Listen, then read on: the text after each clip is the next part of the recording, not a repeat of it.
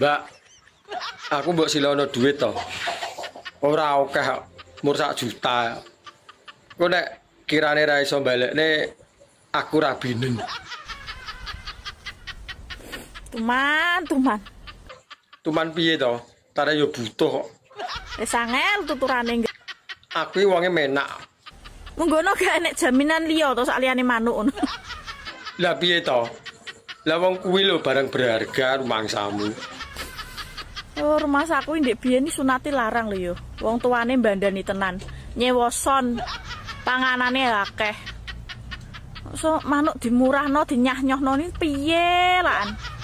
Lah arep piye meneh tarah kepepet kok. Dek ingi enek bocah gak duwe penggawean pengen dadi LC. Gak yo adol manuk. Lah tarah duwene yo kuwi lho. Saiki enek wong gak duwe dhuwit golek utangan dibayar manuk. Lah gelem apa ora omonge. Rumangsane aku ki wong wedok piye ngono lho rumangsane. Wong aku ki perempuan baik-baik, Ngerti aku nek kowe iki apik. pendiam, lemah lembut dan sopan santuy. Lah piye gelem apa ora? Duweku yo mur manuk. Kok ditawani manuk. Ae, asem tenan yo. Wis to, enak-enak ya.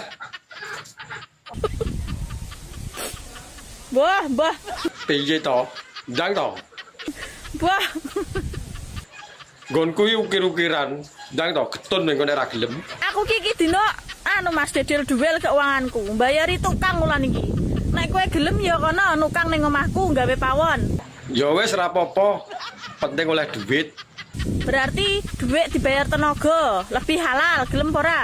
Ya gelem aku. Nek gelem tak omongno makku.